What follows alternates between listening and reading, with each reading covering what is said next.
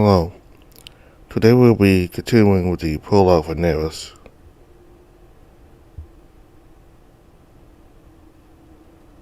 So, last time, both Sax and Nerus were on vacation for one day,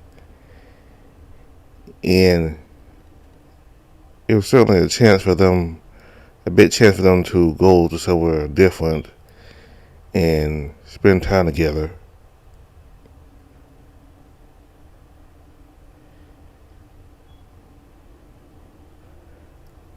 The vacation was very helpful in their relationship because it added to it being romantic, and after being on the beach and going to different spots out of the city, they went to a spot in the forest, and that is when they made love. Well, not made love like in sex, but they made love. The fact that they just lay on the ground together and kiss each other and reveal their true feelings for each other. So I like the way that the relationship between the two have grown throughout the weeks and months and years I think they've been together. The relationship still has blossomed from it being a purely professional relationship to being a romantic one, where they have strong feelings for each other. Now, I think we may end up reaching the end of the prologue, so we're gonna see what happens.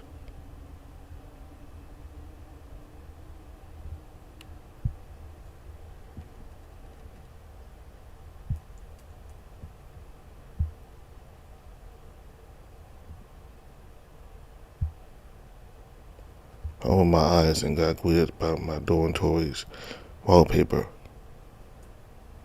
My first thought of the day was that it was surprising I had managed to sleep through the entire night. And I noticed a certain tiny safe filter struggling in my chest. I know he said he was going to sleep with me, but I did not imagine he would be so clingy. But hell, he doesn't look cute. I'm glad I slept well. I would hate to wake him up in the middle of the night. I still didn't want to move from the bed, if only not just sat to sleep for a bit longer. I lay there, patting the feathers on his hair as he snuffled. But the day had to start at some point, so after around a few minutes, I started shaking the adorable creature awake. Just a couple more minutes, I sighed, and after some consideration, threw the sheets back and moved away a bit. This seemed to irritate Sax enough for him to open his eyes. Who the devils? What are you? Oh. Sax became paralyzed at the sight of me in the same bed as him. The fact I was naked probably helped elicit that reaction. It wasn't all that common for a sexual to feel safe when seeing a new body. That was another aspect that made sex somewhat irregular. But it was endearing and easy to pull fun at. Do not tell me you forgot in whose bed you were sleeping. Give me a break. I just woke up. A small safe sitter rolled his eyes one at a time. I kept lying on my side with a seemingly bored look on my face, although I couldn't help but grin as his cheeks became redder. What is wrong, Sax? It is not anything you didn't see last night. Well, am I really teasing? If you want anything, you just need to say it, Sax.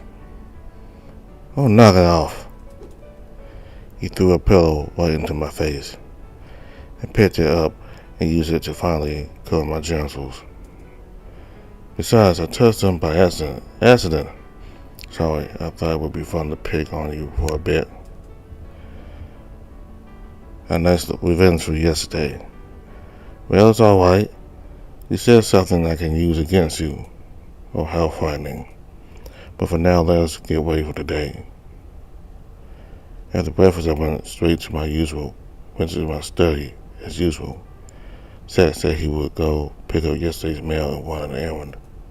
It felt odd going back to my daily routine. Part of me wished every day could be like yesterday, but I still had a duty to fulfill, and I could not ignore it. I suppose I will need to juggle between going places with stats and my obligations.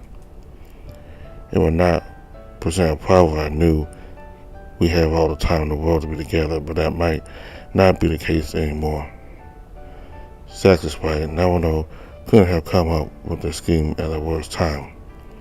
After a few minutes, someone knocked on the door. "Come in, Severus." When the servant entered the room, the first thing I noticed is that he was carrying a package under one of his arms. "Forgive the interruption, master. Lord Zach stopped by briefly to deliver this." "You were on the side of the desk." "As you wish. Incidentally, master, I noticed something peculiar this morning." It was faint, but I felt a peculiar aroma coming from Lord Zach's. The smell reminded me of the cologne you wear." "Oh, yes. I let him try a bit of it last night after we came back." "Ah, that makes sense, but I also noticed there were strands of white fur all over him. Why could that be, I wonder?" The servant placed his hand on his chin, feigning ponderation. I felt blood rushing to my ears just from listening to his observations, which prompted me to lower them. Severus picked up on this and a little understanding formed in his eyes. "Severus, you have never butted into my business before. What possessed you to start doing it now?" "Oh my, it seems to have earned your anger somehow, master. I simply wanted to wish the two of you the best of luck." I suppose he too has been getting bolder after what happened last year. Yes, I appreciate it. Now, Sue, I wave you. And thank you." The servant giggled as he exited the room. I got and brought my hand up to my forehead. How come apparently everyone around me is so perceptive? For goodness sake. Minutes later, I opened the package Severus had brought me, and said there were several letters and files, but one of the letters in particular made me pause at once. With one eyebrow raised, I grabbed it. An update on the Soulnesia cases. I instinctively swallowed. At that moment, something came back to me, a sense of uneasiness I had forgotten I was capable of feeling. I wasn't even sure why. I received updates on this subject on a regular basis. They usually spoke on the ongoing research and new or deceased patients. Where did the sizzling in the back of my head come from? With that question lingering, I pried the folder open. As of late, we have been receiving several reports of Stacey suddenly being inflicted by a great fever. After thoroughly investigating each case, the only factor in common found between all patients is their status as second-generation Soulnesiacs. No conclusive evidence linking the fever to Soulnesia itself has been found. However, we decided to inform all great serious centers post haste as a preventative measure, as these cases might continue to spread in the foreseeable future. We recommend informing all underlings and to keep an eye on all Soulnesiacs. Please consult with a doctor at the first sign of symptoms. We will keep you updated on the situation. Thank you for your attention. State Centers Department of Health. What the hell? Attached to the message, there was several pictures and clinical records of who I assume were some of the patients experiencing apparent new symptoms. I clicked my tongue as I browsed through the documents. And Zach is outside the house right now. Talk about terrible timing. No, I should not panic. Even they do not know for certain if this is happening because of Soulnesia. The fever might spread to healthy safe centers soon enough. Perhaps it is a virus we haven't encountered so far. But if it was a virus or a germ, surely they would have noticed it already. Our doctors may specialize in cell matters, but they are not incompetent when it comes to our biology. I attempt to calm myself, but the feeling something sinister in the words wouldn't stop swelling in my heart. Seth had looked fine as ever today, but in the morning during breakfast he wasn't going to suddenly fall ill. However, that uneasiness didn't abandon me until around an hour later when I saw the small sitter enter the study with a bright smile on his face.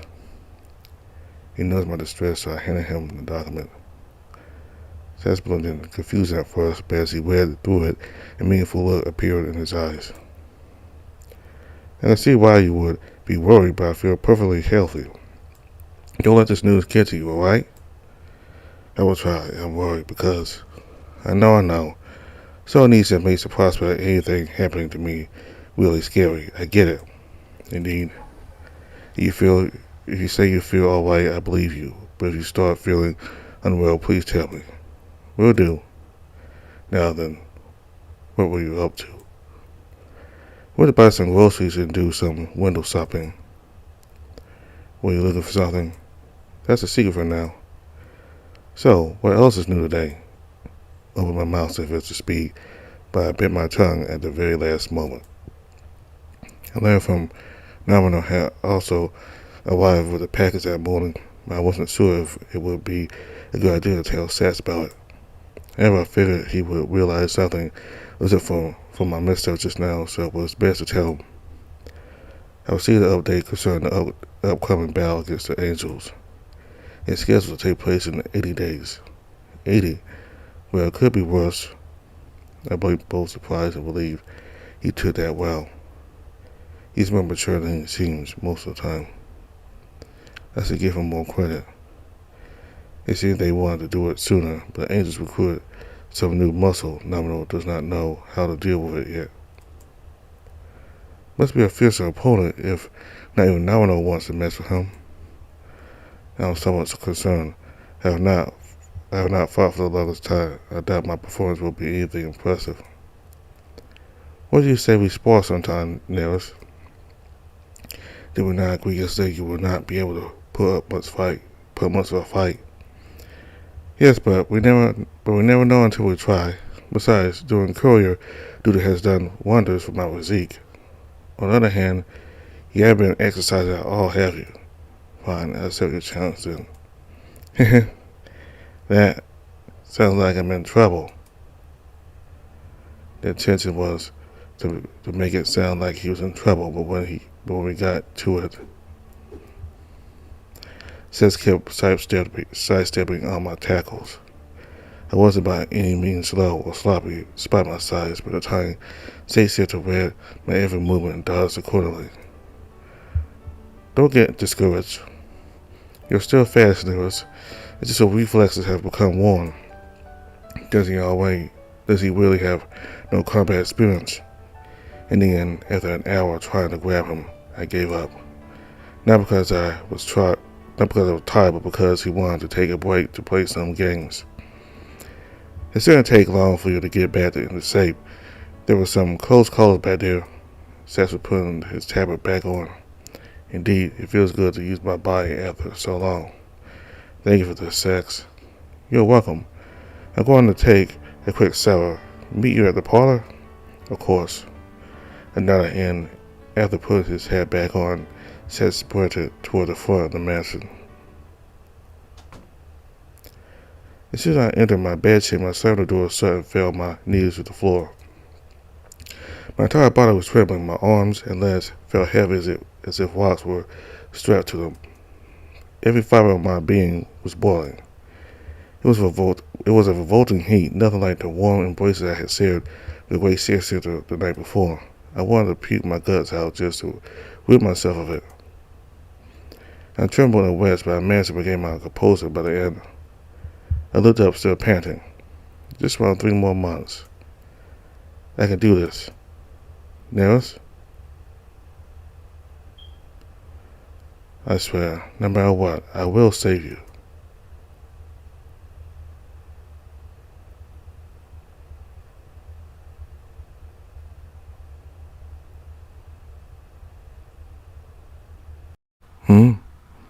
woke up alone in Nerus's bed, my vision blurry and disoriented. Even so, I spit at a soft and warm body pressing against my back or a big hand nudged me awake. But all that was absent that morning. If you fall asleep next to a campfire, you expect to find at least embers there the next morning. But in this case, the whole campfire had gone missing at some point. Only a hair ash remained. Not thinking much of it, I got off the bed and proceeded to put on my clothes. On a whim, I walked up to the window, and as I was arranging my tabard, and out there I saw the big white wolf. I squinted. He was shirtless on the ground, doing one-arm push-ups. I clipped my tongue, admiring the ease with which he lifted his considerable flame. I guess he did have a liking for exercise after all. I hurried up on getting dressed, and then I walked downstairs. By the time I got down there, he had stretched to doing pull-ups from a big branch. His arm and chest muscles bulged under his fur with every repetition. I considered just watching in silence, but he had heard me get close. Good morning, Sax. Good morning, Nerus. What are you doing? I didn't remember. Working out being this fun. Guess training these last few days gave you a minor, no? Indeed. Oh. The branch above Nerus creaked and snapped. Nerus fell to the ground on his butt. The branch barely missed his head on his way down. Despite this, the wolf brought one hand to his belly and laughed, as I had never heard him do up until then. I couldn't help but join him in his enthusiasm. This feels good. Cells should have breakfast way any time now. There's the porch of the dining hall. The great six sitter got back to his feet and retrieved the rest of his clothes from another branch nearby. Sure. By the way, Nerus. Yes. If you don't mind, I'm going out to work early today. There's something I want to go pick up. He looked at me with curiosity in his eyes.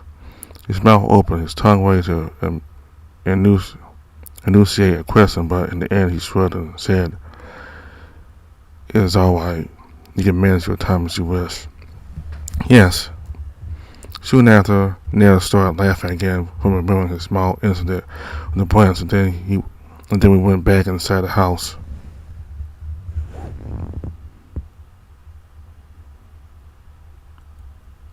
There he is. I swam deeper into the great architect hall. During those last few days, I had been snooping for information on Nomino's location during work hours. As soon as I caught word of him visiting the hall that day, I was delivery had been making and teleported there. Something's odd, though. Why is he at the hall today?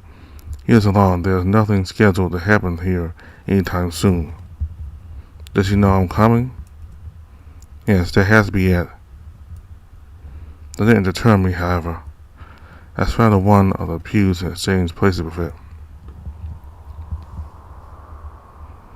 Once in there, I walked up to the stage where the leader of all 6 sitters was waiting. Nomino, you have been asking about me? That's right. Do you know why? The big white does not know you are here. Do you remember?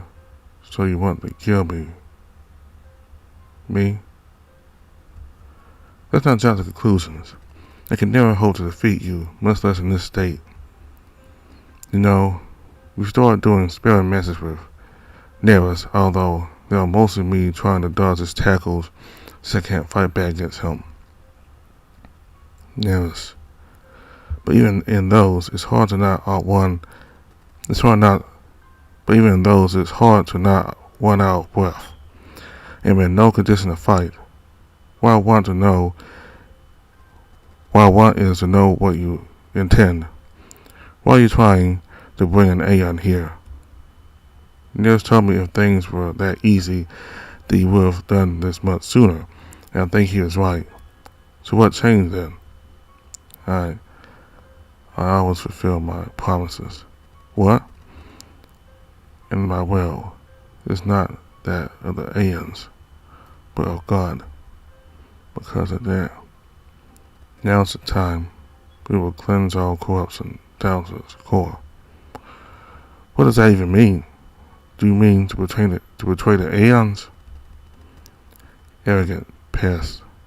One can't define or control God. I felt my eyebrows and stared at the state center in front of me. The more he spoke, the more I got confused. His posture was as neutral as always, but his voice, that didn't originate from anywhere in particular, was filled with seething hatred. Okay, so you disagree with aeons over the way you see God? But what about the promised day? What is that supposed to mean? Herald of Hope. Do you not recall that place, that old mansion? I have seen my fair share of mansions in my life. You are going to have to be more specific. But what do the places that I may have visited have to do with anything? Herald of Hope. Do you not recall that mansion painted red in the road, the blue sky? What are you talking about? Can you start talking in person and speak like a normal person? Goodness. The state sitter stared at me, dead silent. I analyzed him from head to toe, looking for any change in demeanor. But he remained the same, shoulders and head down, arms hanging limp, and legs crooked like he had trouble standing.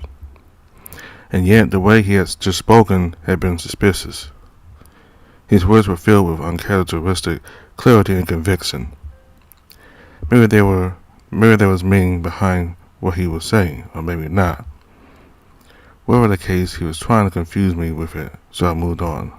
Anyway, I see now that I'm not getting straightforward answers out of you, but I will leave to hear you dislike the aeons. I don't agree with what they say either. Glad you are on the same page. So I will assume your intention isn't to end everything the way they intend to. Indeed. And in the event that I wanted to work toward that same goal, what should I do to assist you? When the battle comes, you are rid of your disease. Join the battle. You are smart. I already know what to do. I'll consider it. I don't know if I can trust you just yet. If you wish to save this world from oblivion, you will realize there's no other choice. As I said, I'll think it over. Until we meet again, Domino. Until then. I teleported away and later I went back to work. I went over our conversation over and over again from the rest of the day. I teleported away and later I went back to work. I went over our conversation over and over again for the rest of the day, trying to decide whether I could consider him an ally or not. Now we're on the first state sitter. No one knows much about him beyond what can be seen on the surface. A loyal, eccentric ally of the aeons, looking to help them cleanse the light from all worldly corruption. Even the true nature of his magic is unknown to everyone. But what he told me contradicted that image. Is he trying to trick me, or was that his true face? If he considered me a threat, then he could have tried to dispose of me right there. Those rumors about Sornesiak's vanising would make a perfect cover to make me disappear. Still, I can't help but to feel uneasy. There's something off about him.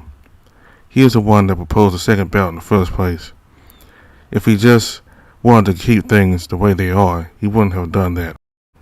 From the sound of it, I would guess he's planning to strike against the aeons themselves somehow. What did he truly mean when he had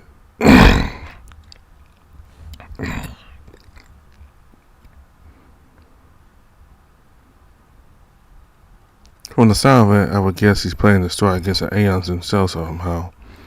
What did he truly mean when he said that the objective was to create a vessel? There's no use.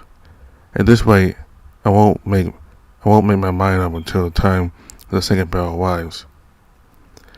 There's no news objective should be revealed. I should be able to make my choice.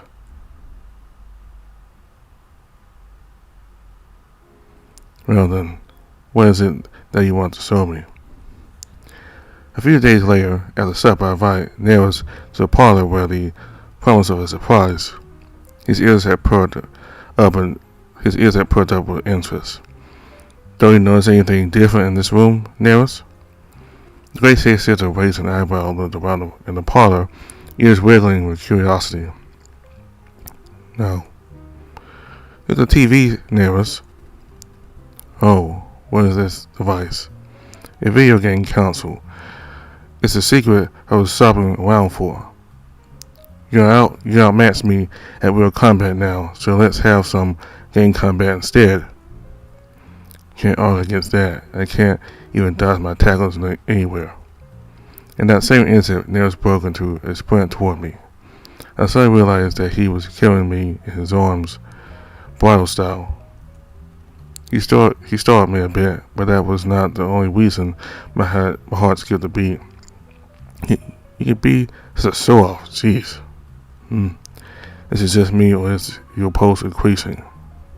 You can tell? Anyway, let's play video games now. As you wish, my little prince.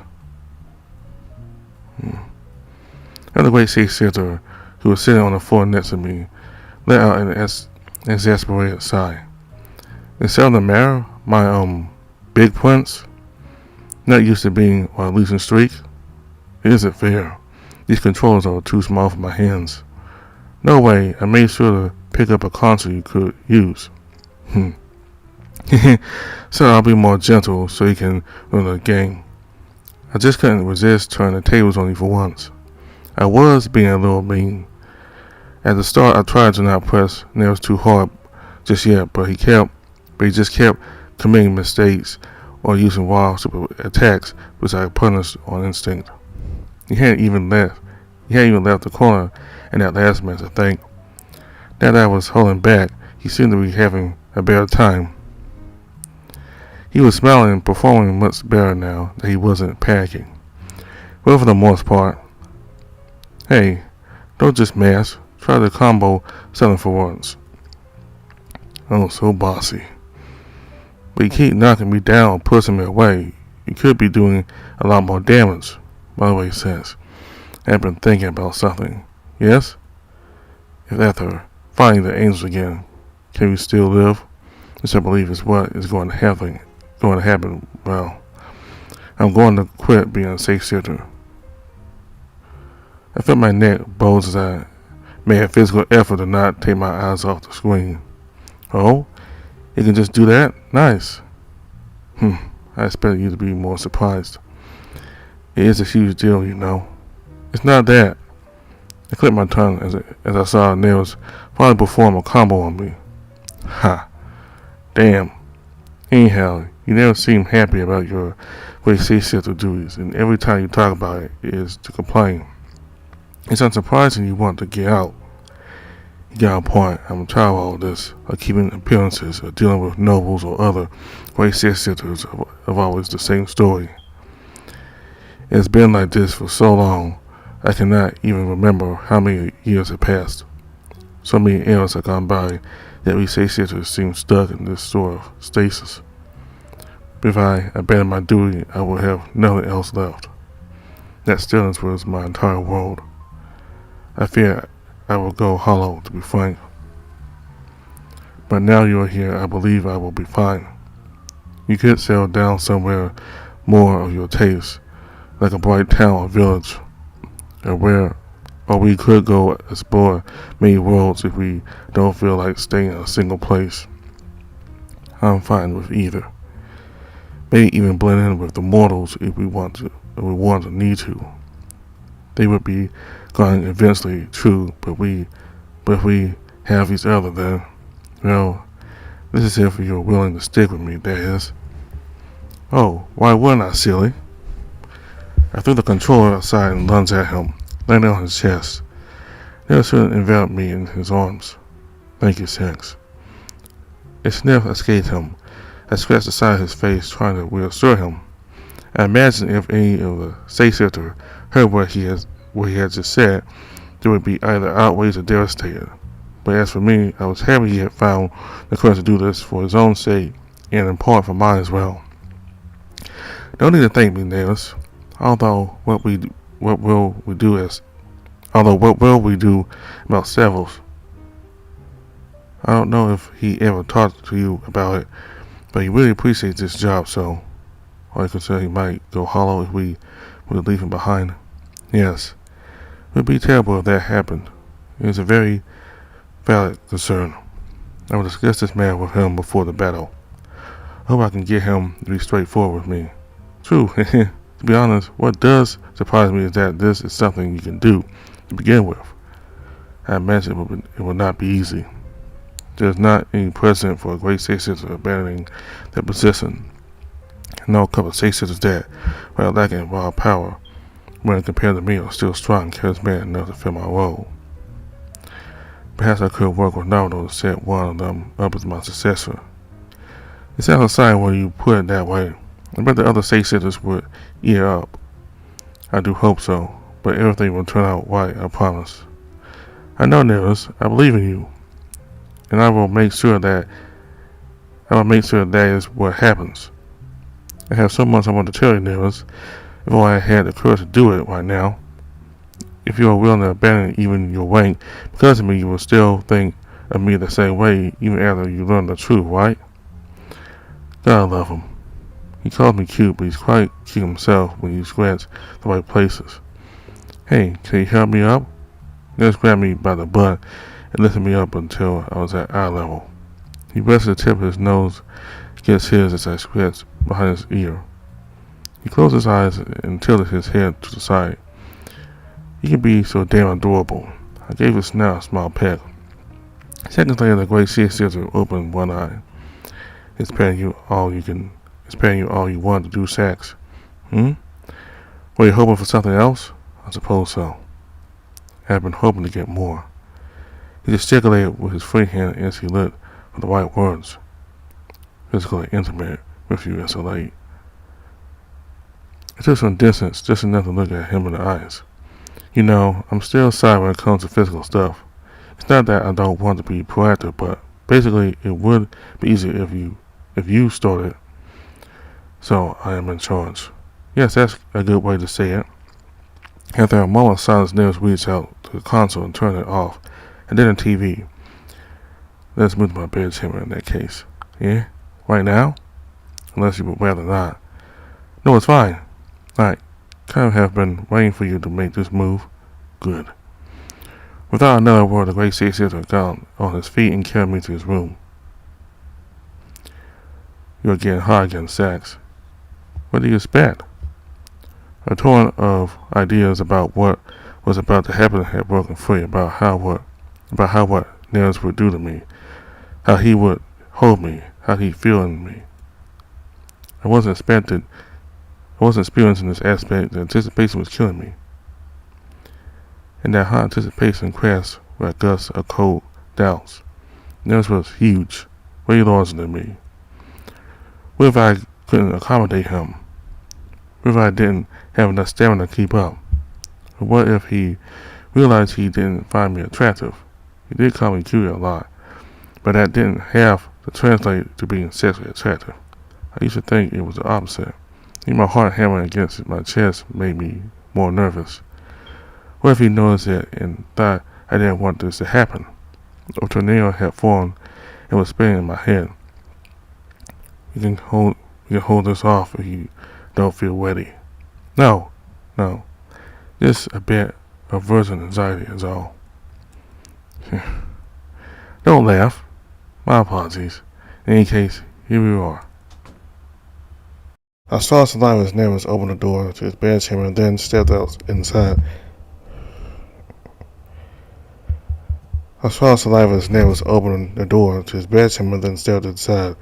He dropped me on the bed and removed his jacket before crawling onto it, his huge silhouette and 4 piercing red eyes looming over me.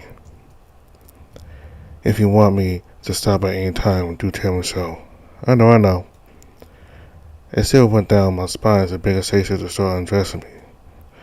I was closing my legs on reflex when he brought his hands to my hip and began removing my underwear. He raised an eyebrow once it came off. Interesting. Why are you surprised? I'm a bird reptile thing. That Satan you don't know for sure until you see it for yourself.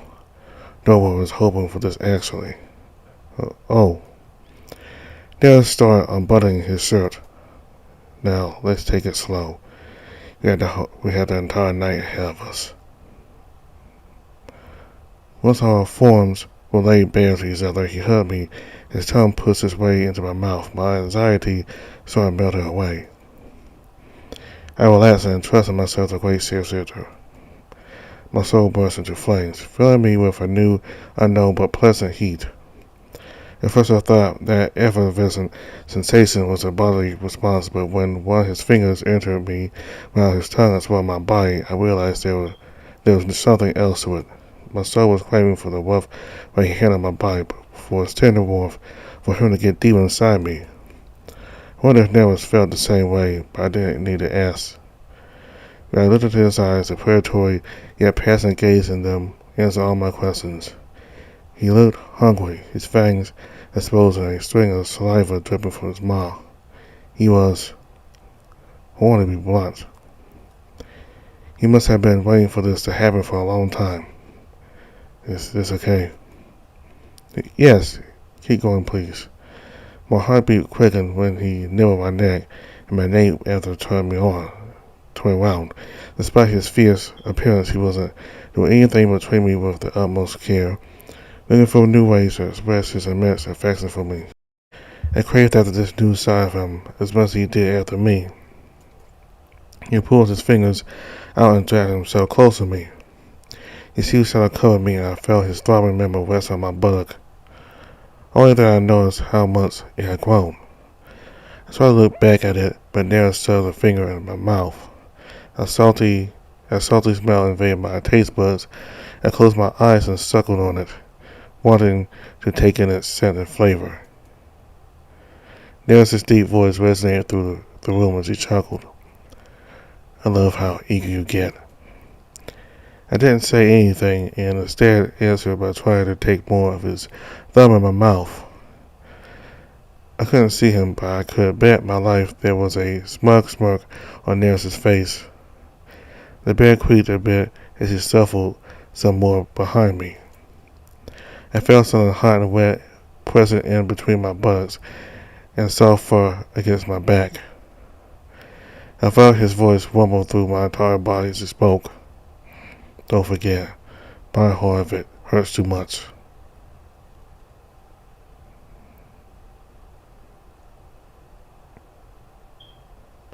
Hey Nerus, what is it, Sax? I was lying on his abdomen, playing with his fur as we waited to get unstuck. What do you think we have bodies for? Well, we need them for our souls to survive here. What I mean is, the Aeons made them out to be a necessary evil. But I'm not so sure about that. Will we even still be ourselves without any difference without our bodies? What do you think? That is a generally good question, but I'm not in a state to say anything insightful at the moment. I suppose so. It's just, this feels right. I don't mean it only physically. It's like my soul wants for this. But how can a soul crave for something that is physical? Our souls, they are affected by our physical experiences.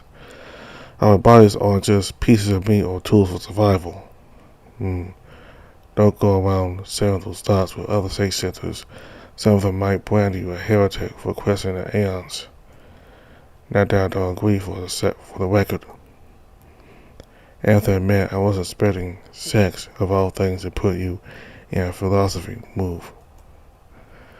Nerus chuckled as he placed one hand to my hand and dragged it to my back. Oh hey, I think it's loose enough now. Try not make a mess. Think of poor Sevils. What? Miss or not, no way I'm having him wash these seats. It would be weird. Will you do it instead? Yes, I'll make you help because I don't know how to use the wash machine here.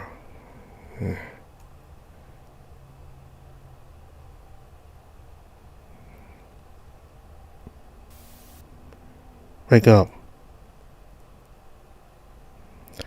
I came to my senses in Nerus' room. The great state sensor's white arm squeezed me against his chest.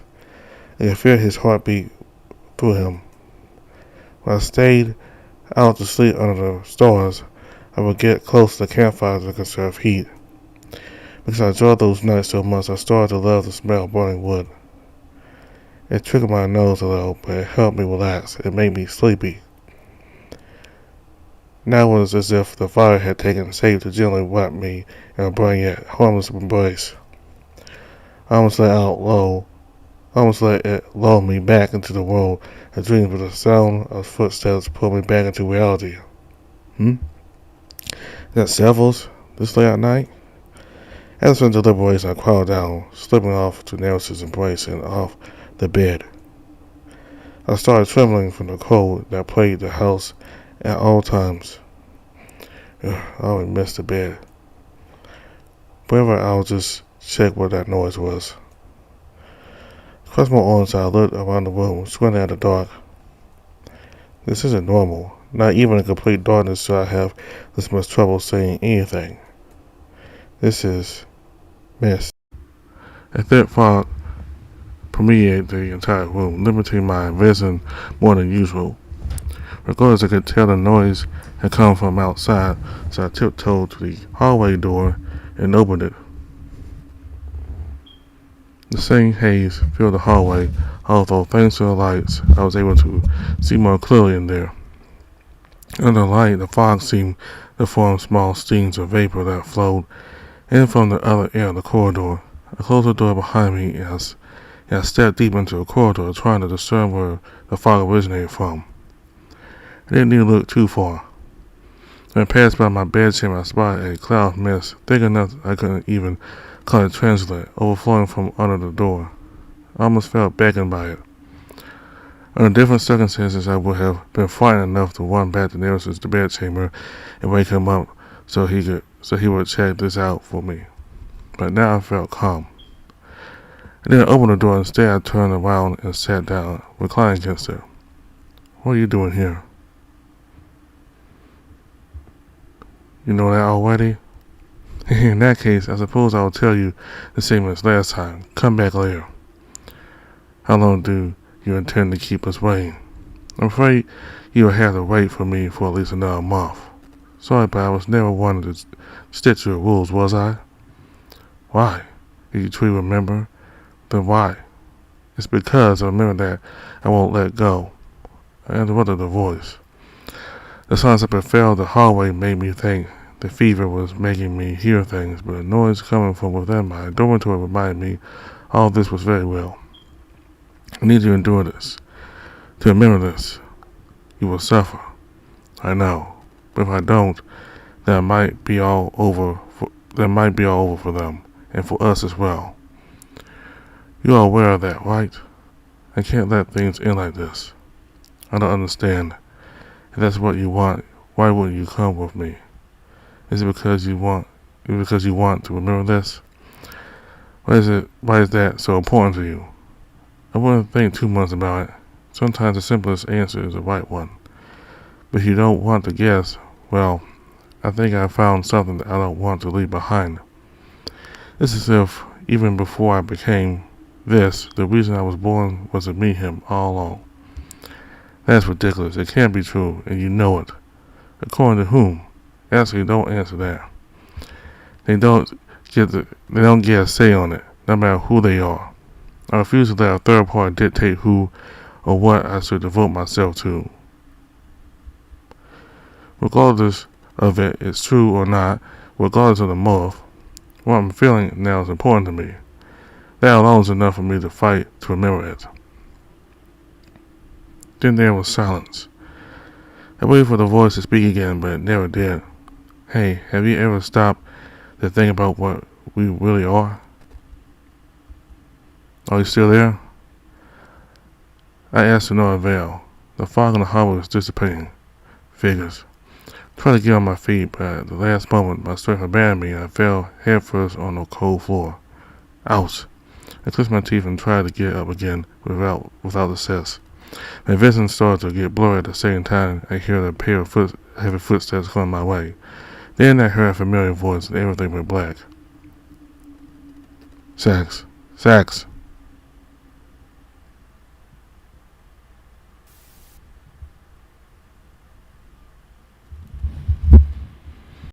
I darted into Sax's bedchamber, carrying the small safe-sitter in my arms. I laid him down on the bed as delicately as I could, put my hand on his forehead. He was burning. Damn it. Sax, wake up. We need a doctor. I called out, sprinting out of the room. He seemed fine before we went to sleep. I had been making sure to keep an eye on him ever since I was informed about the new symptoms last month, and nothing seemed to be wrong. I explained to the doctor, my voice filled with frustration. The doctor sat on a chair beside Sax's bed. He was examining him. This is strange for all the other patients, so progressively worsening symptoms.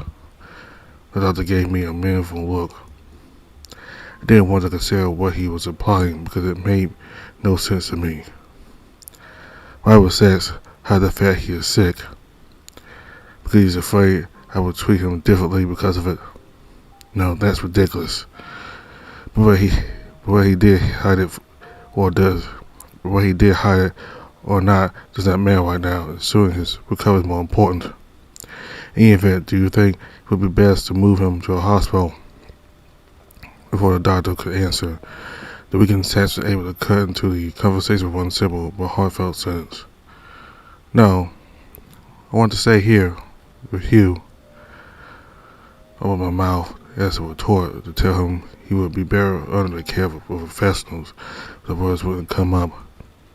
Those words stole all the vigor from my body. I stood still, watching him with regret, but because of how powerless I was and for even considering denying him his request. The doctor gave me a sullen look before clearing his throat. If Sax wants to stay here, I believe he should. I trust you have been made aware of the latest development concerning the Sarnesiacs, Great Six-Sitter. Yes, I was informed about the disappearances a few days ago.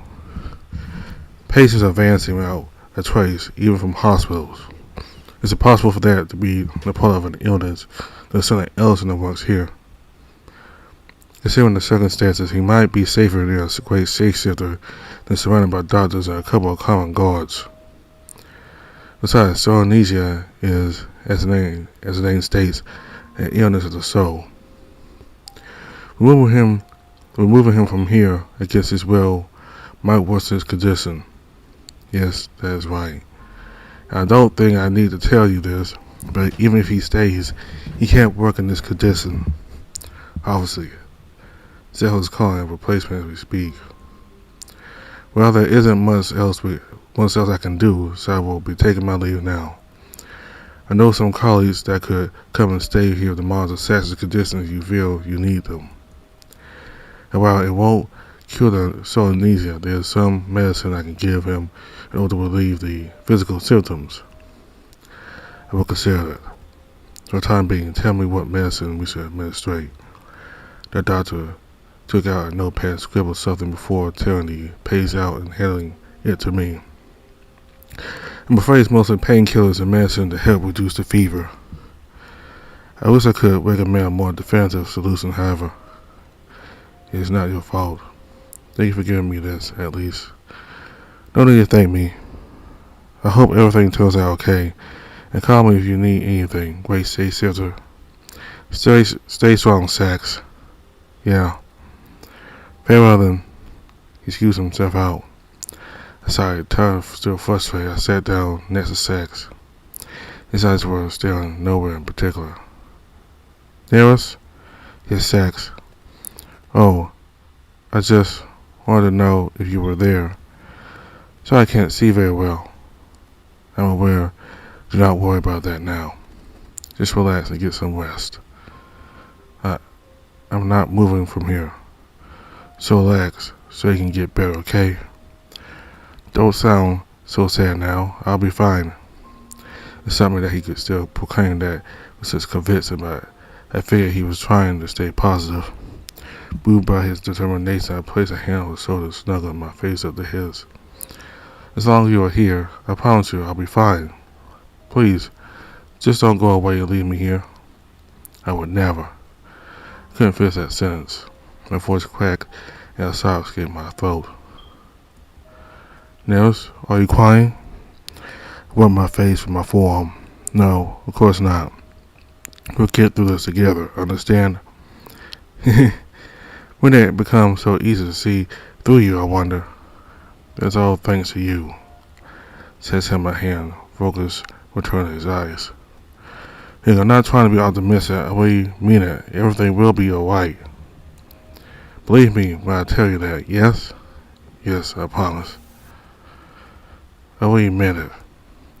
I was determined to stay by his side and believe he would make a recovery, and so I ordered several to bring our food to Sax's bedroom from that day on. That way I could eat by his side morning and night. I also started bringing whatever documents I would need to sort out with me so I could work while I looked over him. In a way, it wasn't too different from when we would spend time together at my study. But that would change at moments notice once the symptoms manifested. Yes, what is up with this book? Oh, see the hate. I assume you just got to the end, yes? It said there's no end. It just doesn't continue past this point. Indeed. It's not look like it was finished. The author must have given up on writing the ending. It's kind of cheesy, but Sax, hold on. Let go of my pen and got up to get Sax's medicine. Most of the time, Sax would be his usual self, but all of a sudden his entire body would start hurting. It's either that or a sudden fever outbreak that would knock him down for an hour or two. But when he would start hurting was the worst out of the two. The medicine alleviated only a small part of the pain. And despite that, it would still get bad enough for Sax to writhe in pain in the bed, tears in his eyes. Sax, please, hang in there. I couldn't do anything but try to talk to him. Wasn't like that made my entire being sick. I wanted to hold him, but I didn't care. I didn't dare, in case it would make his pain worse. I could to comfort myself was to try to convince me this would be over soon, that Sax would return to his usual self any day now. But time soon would start avoiding that hope. He is out cold. He vomited before passing out. I better change the seats again and wash him. I took Sax in my arms and put him down on the chair I was using for the time being. Then I started stripping the bed. My nostrils flared and the smell of vomit started spreading inside the room, but I didn't let it distract me. Sax, please get better soon. First, now on houses we will fight the angels, and now this. Yes, why is all this happening? We ought to be separated soon. At the very least, I didn't want it to end on a bad note and much less like this. It's been 2 weeks already. Just around 2 more to the battle. What will I even do when the time comes? Sibbles, are you there? Is there anything I can do for you, master? I heard his voice from the other side of the hallway door. I told him to come in and handed him the dirty blankets. Can you clean these seats, please? And make up the bed while I'm washing Sax. Of course, master, anything you need. I smiled at the servant. Thank you. Took Sax's shirt off, since he would have vomited on it as well, and handed it to Saddles before taking the small safe shelter with me to the bathroom. Since Sax was still out, I didn't want to give him a full bath. Limiting myself to washing his chest and abdomen with a sponge, and after drying him, I took him back to the bedroom. Sax had already made the bed and taken the dirty clothes away with him. After putting a new suit on Sax, I lifted the covers and tucked him in. Stood there, observing him. It was hard to believe that just a few minutes ago he had been in so much pain when he had vomited and passed out from it.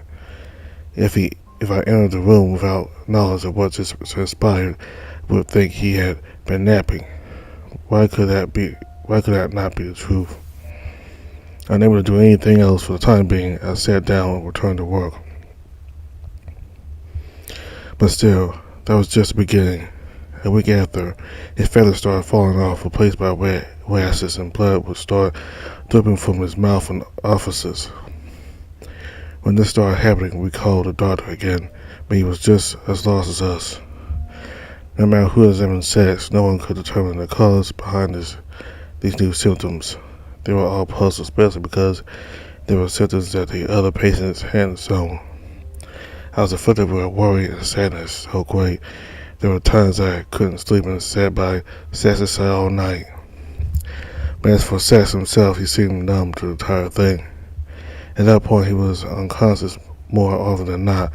But at times he was awake, he seemed distant, as if he didn't even notice what was happening to him. Even so, he still reassured me he would be fine. I wasn't sure of that anymore.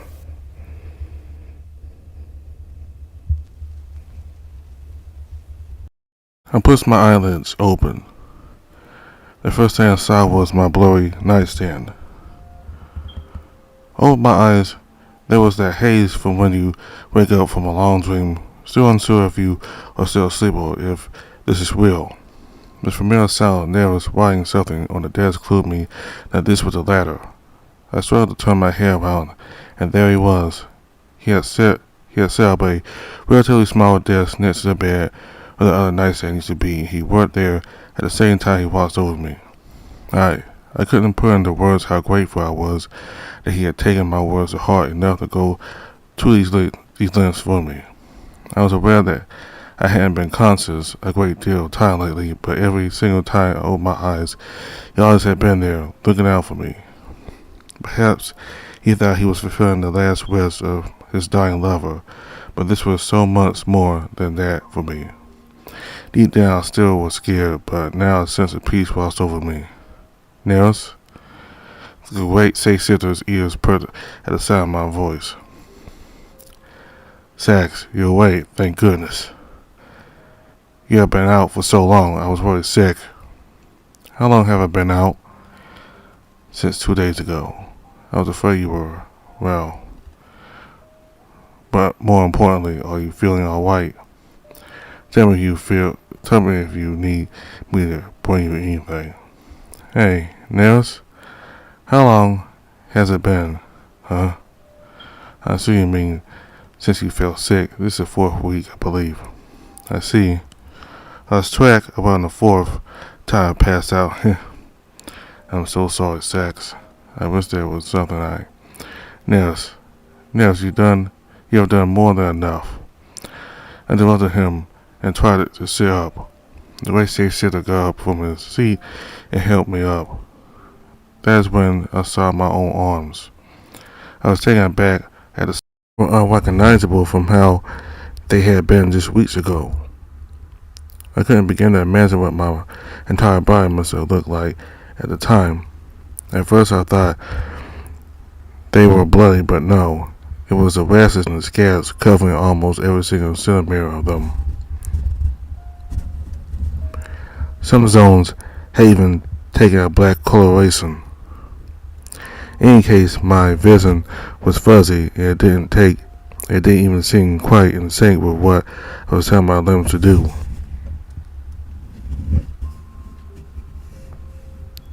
Had I not been clinging to Nerus's arms, I might not have managed to even get up from the mattress. I could tell my body was at its absolute limit. I was lucky to even be awake now. Nerus, listen to me. I like to say, but I assumed to be his ears perked up again, and I think he faced me, waiting for me to continue. I, where to start? Remember the story how I got here? Yes. I could tell how concerned expression was starting to form in his face. With life abandoning me with every passing second, I decided to try to get to the point. I wanted to be courageous enough to tell him at least one thing before this form faded away. Because of what my family does to mortals, I was forced to do terrible things to people dear to me. After that, I decided I wasn't going to put up with them anymore, and you know how that ended, right? Why are you bringing this up now, Sax?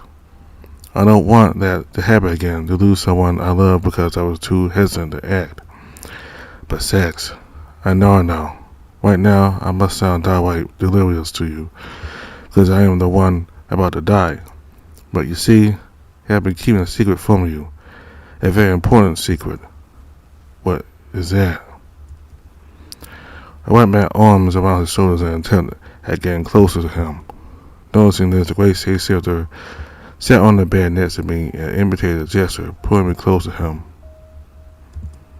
As I rested my head on his shoulder, I could tell the side of his face was wet.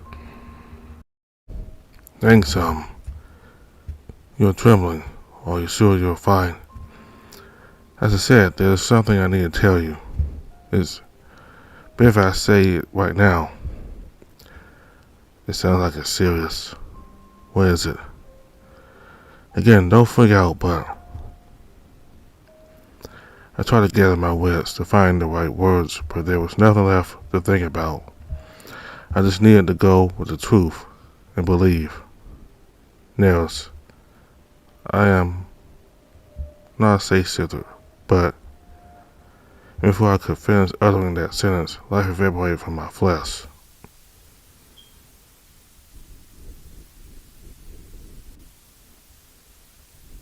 I didn't think this would happen. So, you really don't. I'll fix this. I promise. So stick with me. Please, open your eyes and look. I need you. Please. What will you do? That's what's going on.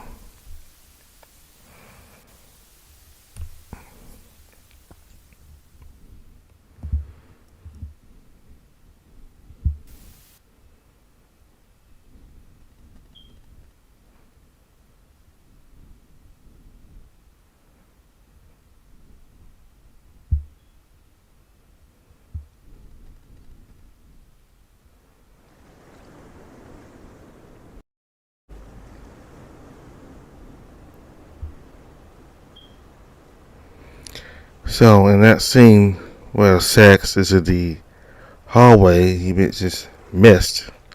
It's a ghost, I guess. I have no idea, but everything falls around him, and it tells Sax when he's going to reunite, when he's going to come back to them. And Sax says, in a month or a little bit longer, that he wants to stay just a little bit longer before he comes back. And that he wants to stay there to make good memories.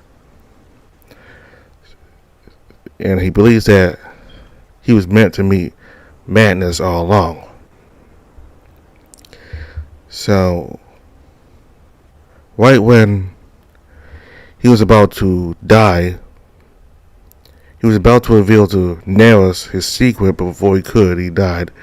But I believe that Sax is not a safe sitter like he said, but instead he's actually an angel. He's an angel, and the mist that he was talking to back in the hallway, I think, was an angel himself. Well, angel itself. And that it wanted Sax to reunite with them. But Sax didn't want to. He didn't feel like he was happy wherever he was prior to this life. and that he want to stay in this life because he feel like he actually enjoys himself with Nerus. That he has good memories, he has somebody to love and be in a relationship with, and that he wouldn't allow a third party to dictate how he got to live. So,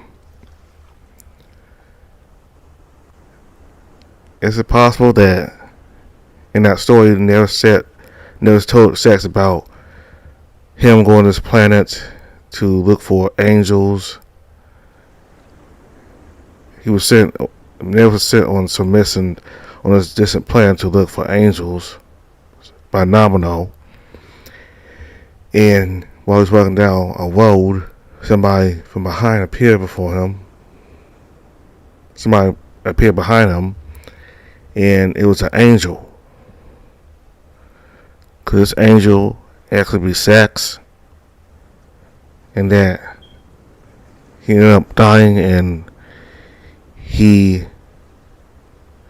got transferred to this world, or to this reality anyway, with Nerus to be with him. Maybe wrong, but I think that angel Nerus said he met probably was Sax from a different time. So I think we will see Nerus and Sax again. I mean, he's dead, but I don't think it will just end like that, with him dying and that's it. I think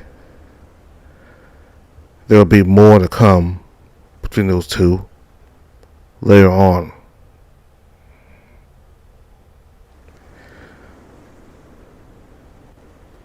And also, what did Nomino mean? Like when Sax went to look for Nomino in the ballroom, and Nomino talked about a red mansion under the blue sky. What do you mean by that? Well, Sax been living in Nerus' mansion for a year or two now. Well, several years up until his death. His apparent death.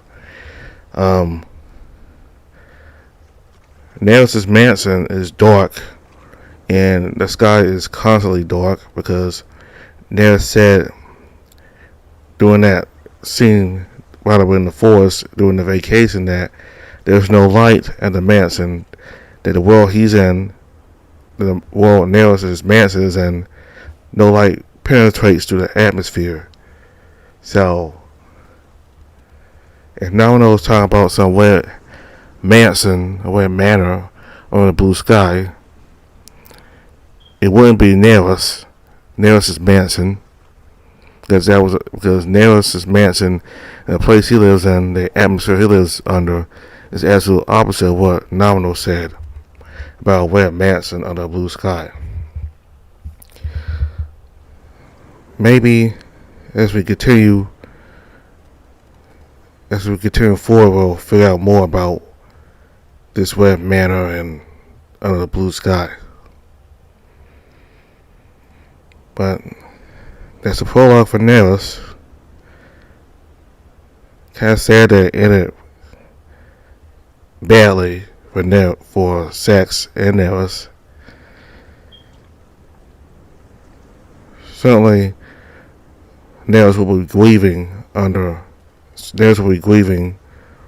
over the fact that Sax is no longer alive. At least that's what I think happened.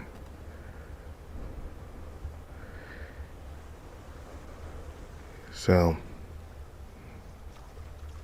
I think we'll see the two of them again soon. I think. But I'll always play the game, and I'm up to date with what the game is right now, so I'm not going to tell you what happens. They may unite, they may not We may see him again, we may not see him again.